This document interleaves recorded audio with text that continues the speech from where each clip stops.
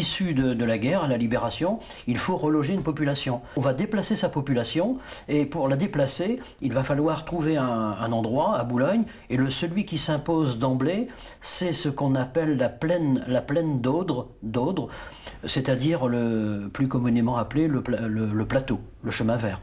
Et on va construire, toujours dans l'urgence, une cité constituée de bâtiments à partir de 1954. Cette cité va être appelée cité de transition. Il y a au moins 3 générations de Boulonnais qui sont nés au chemin vert. Et c'est une histoire de racines, ils sont attachés à leur quartier, à leur environnement. Il suffit d'aller se promener au chemin vert. 51 ans dans mon logement. Moi j'ai resté presque toute ma vie. 7 ans qu'on me rentre ici. Et là j'étais 60 ans. Pendant 5 ans. Ça va faire 10 ans. Il y a trop longtemps que j'y suis. J'aime bien mon quartier. Ici 20 ans et 10 ans. Ouais. Bon, eh ben, ça fait bien 30 ans que j'y suis. J'ai élevé toute ma famille ici. Et je suis contente. J'ai resté 16 ans au bâtiment F, je me suis mariée, et en 75 au bâtiment Z. Ça fait 50 ans. Qui veulent partir au loin ou rester sur le plateau, il y a beaucoup de monde qui dit je préfère rester sur le plateau. J'aurais pas été ailleurs. On m'aurait démoli avec le bassin, mais j'aurais pas parti. Parce que c'était ici, c'est dans la tête, peut-être c'était là. Parti sans retour de ma maison. 24 années passées dans cette maison, aujourd'hui, il faut se faire une raison.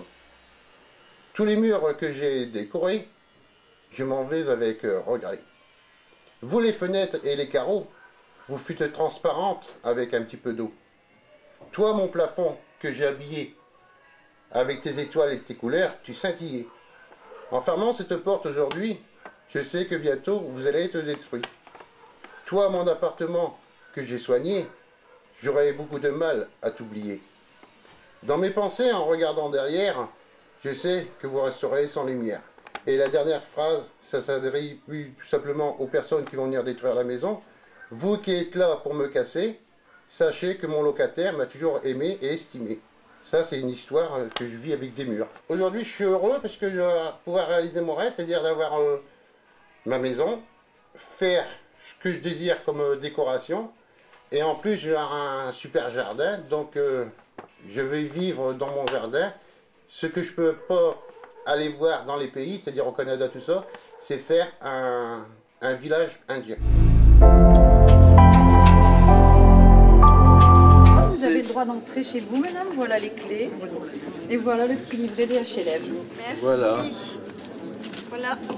Là, les clés, La clé du paradis. Voilà. Allez, faites-nous visiter votre paradis alors.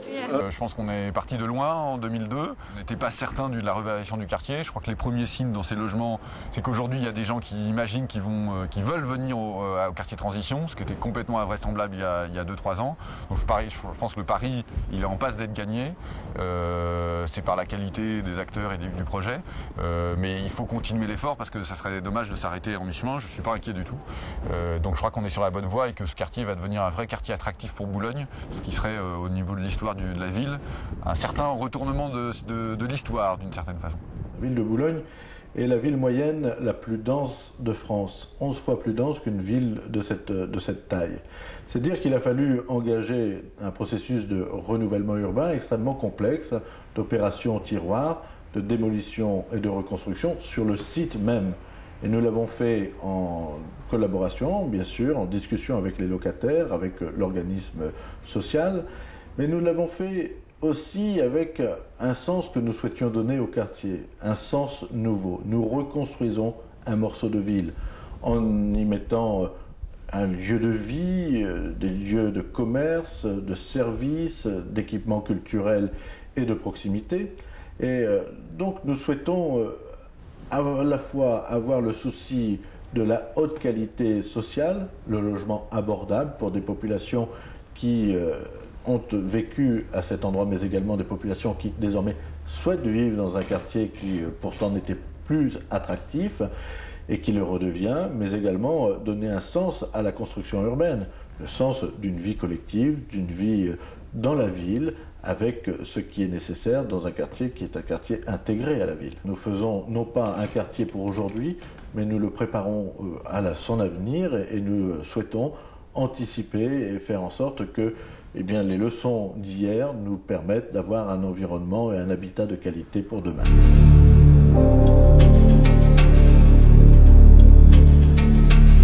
Nous mettons en place donc des parcours d'insertion avec les structures d'insertion par activité économique. Le but, c'est justement de s'appuyer sur les structures d'insertion pour remettre la personne dans la bonne direction pour répondre aux besoins des entreprises. Les entreprises qui sont présentes pour reconstruire, pour démolir et reconstruire, qu'elles puissent utiliser la main-d'œuvre locale, donc, et notamment la main-d'œuvre du quartier, donc les habitants, pour travailler. Sur les personnes qui ont commencé chez nous dans le démantèlement, spécifiquement démantèlement, parce qu'en plus on prenait des gens quand même du quartier, à savoir qu'on a eu des personnes qui ont réussi à postuler sur des postes et se sont fait embaucher en entreprise, quoi. Donc le pli a ce maillage à la fois sur la partie du public, donc trouver les publics, évaluer leurs compétences, les former, et ensuite les proposer aux entreprises et de suivre avec l'entreprise l'intégration du nouvel arrivant dans l'entreprise et le respect du cahier des charges par rapport à la clause d'insertion. Donc ça permet aussi aux gens d'avoir un petit aperçu des métiers qui peuvent exister et pourquoi pas leur donner une idée pour demain de faire une formation dans tel type de métier pour pouvoir accéder à un emploi durable. Donc c'est pas forcément des gens de l'extérieur qui viennent, c'est des gens du quartier qui le font. Dans les métiers du bâtiment, nous intégrions des gens en insertion, mais des hommes. Et donc dans l'esprit égalité des chances, hommes-femmes, nous avons voulu ouvrir les portes de l'association aux femmes. Et puis travailler aussi sur cette approche du logement, puisque nous sommes sur un territoire qui est largement touché par des phases de démolition, reconstruction. L'idée, c'est d'accompagner aussi ces femmes qui sont concernées par des déménagements et des emménagements dans de nouveaux logements, neufs ou réhabilités, en leur donnant ce petit plus, cette petite plus-value, alors l'emploi, l'insertion, la formation professionnelle, mais aussi, pourquoi pas, tout simplement, ce goût de la décoration, de l'appropriation d'un nouveau logement. On a fait plusieurs sortes de meubles, des commodes, un bureau, on a fait des cabines de plage, des miroirs. L'usage de faire une espèce de petite comme chevet, c'est des chevets en carton là, mettre dans sa chambre à lui. Avant j'avais tendance à commencer un truc et à pas le finir parce qu'au bout d'un moment ça m'agaçait. Maintenant je commence mais je termine. Donc là l'idée c'est vraiment de permettre à la personne de s'autodéterminer sur son projet professionnel et lui donner les moyens d'aller vers l'emploi qu'elle a choisi.